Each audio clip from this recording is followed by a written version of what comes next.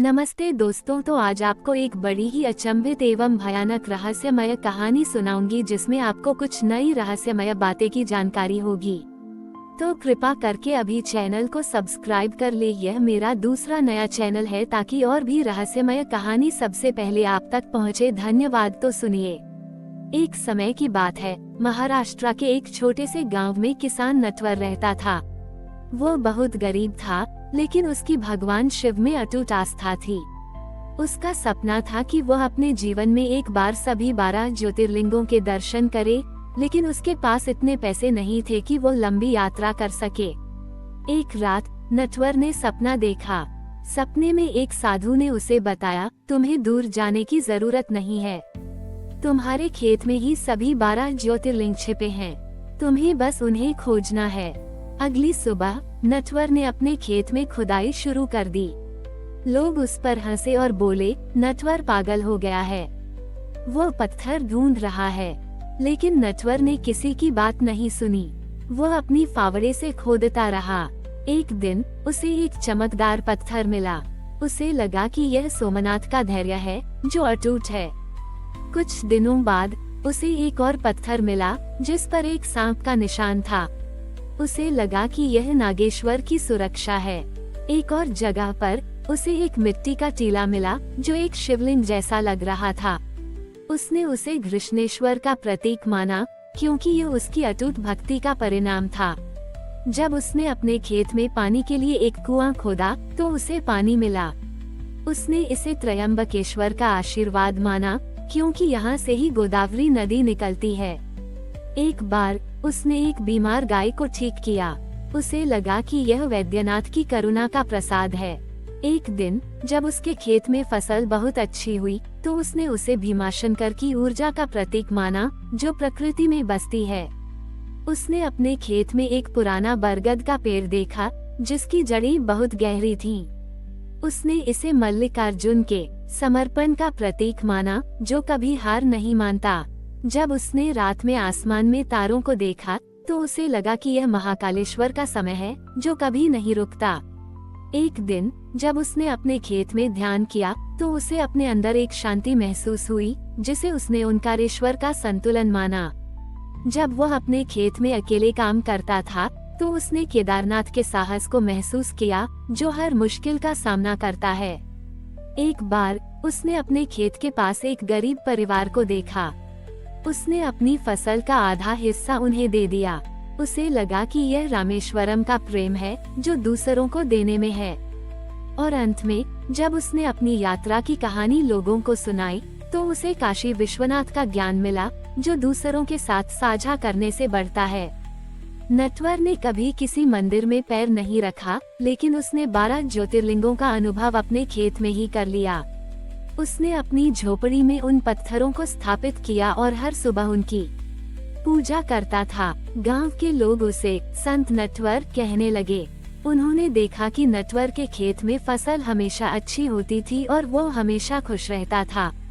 उसकी कहानी ने सबको ये सिखाया कि भगवान को खोजने के लिए दूर दूर जाने की जरूरत नहीं है, वे तो हमारे कर्मों, हमारे विचारों और हमारे दिल में बसते हैं। नटवर की कहानी गांव में एक किंवदंती बन गई।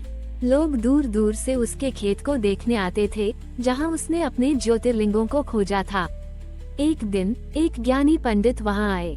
उन्होंने नटवर से कहा, तुमने बिना किसी यात्रा के 12 ज्योतिर्लिंगों का ज्ञान प्राप्त कर लिया, लेकिन क्या तुम जानते हो कि इस ज्ञान का क्या करना चाहिए? नटवर ने विनम्रता से कहा, मैं नहीं जानता पंडित जी, मैं तो बस एक किसान हूँ।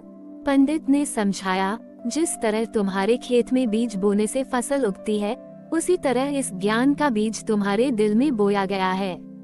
अब तुम्हें इसे दूसरों के साथ साझा करना चाहिए ताकि उनके जीवन में भी भक्ति की फसल उग सके। ये सुनकर नटवर ने अपने खेत में एक छोटा सा आश्रम बनाया।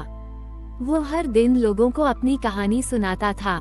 वो उन्हें समझाता था कि सोमनाथ का धैर्य हमें मुश्किल समय में भी अटूट रहने की शक्ति देता है, केदारनाथ का साहस हमें चुनौतियों का सामना करने के लिए प्रेरित करता है, और रामेश्वरम का प्रेम हमें दूसरों से जुड़ना सिखाता है। लोगों को लगा कि नटवर के शब्द सीधे उनके दिल को छू रहे हैं। वे उसकी बातों से प्रेरित होकर अपने जीवन में ईमानदारी, मेहनत और सेवा को अपनाने लगे।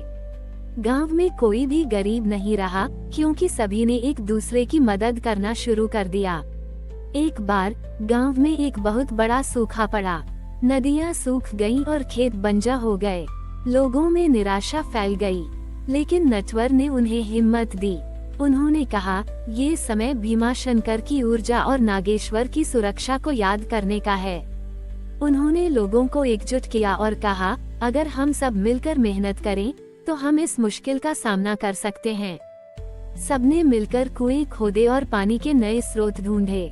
वे एक दूसरे के साथ भोजन और पानी साझा करते थे। कुछ ही समय में उन्होंने सूखे पर विजय प्राप्त कर ली। नटवर ने साबित कर दिया कि असली भक्ति मंदिरों में नहीं, बल्कि हमारे कर्मों में है। उसकी कहानी ने पूरे क्षेत्र को बदल दिया और वह एक साधारण किसान से एक आध्यात्मिक गुरु बन गया। समय बीतता गया और नटवर बहुत बूढ़ा हो गया। वह अब खेत में काम नहीं कर पाता था, लेकिन उसका आश्रम ज्ञान और शांति का केंद्र बना रहा। हाँ, एक दिन उसके सबसे प्रिय शिष्य ने उससे पूछा, गुरुदेव, आपने हमें सिखाया कि सभी ज्योतिर्लिंग हमारे भीतर हैं, लेकिन जब आप नहीं रहेंगे तो हम क्या करेंगे? नटवर ने मुस्कुराते हुए कहा, पुत्र, मैं हमेशा तुम्हारे साथ रहूंगा। तुम जब भी किसी की सेवा करोगे, किसी को साहस दोगे या किसी को प्यार करोगे तो तुम मेरे साथ जुड़ जाओगे। उन्होंने आगे कहा, मैं तुम्हें एक और रहस्य बताता हूँ। मैंने अपनी फावड़े से 12 ज्योतिर्लिंगों को खोजा, लेकिन असली ज्योतिर्लिंग वह है जो तुम दूसरों के लिए करते हो। जब तुम किसी भूखे को खाना खिलाते हो तो तुम वैद्यनाथ की करुणा का प्रतीक हो। जब तुम मुश्किल समय में किसी का साथ देते हो तो तुम सोमनाथ का धैर्य हो। नटवर ने अपनी आंखें बंद कर ली और शांत हो गए। उनकी मृत्यु के बाद उनके शिष्यों ने उनके खेत को एक तीर्थ स्थल बना दिया। उन्होंने वहाँ एक मंदिर नहीं बनाया, बल्कि एक बड़ा सा खेत बनाया, जहाँ वे सब मिलकर काम करते थे और फसल को गरीबों में बांटते थे। नटवर की मृत्यु के कई साल बाद उनके खेत को ज्योतिर्लिंगों का खेत के नाम से जाना जाने लगा। एक बार उस क्षेत्र का राजा वहाँ आया। वह नटवर के बारे में बहुत कुछ सुन चुका था और वह देखना चाहता था कि एक किसान के खेत में ऐसा क्या था जो बड़े बड़े मंदिरों में नहीं था। जब राजा खेत में आया तो उसने कोई भव्य मंदिर या सोने का गुंबद नहीं देखा। उसने बस एक हरा भरा खेत देखा, जहाँ लोग खुशी से काम कर रहे थे। एक महिला दूसरे को पानी पिला रही थी, एक पुरुष किसी बूढ़े की मदद कर रहा था और बच्चे हंसते खेलते हुए अनाज इकट्ठा कर रहे थे।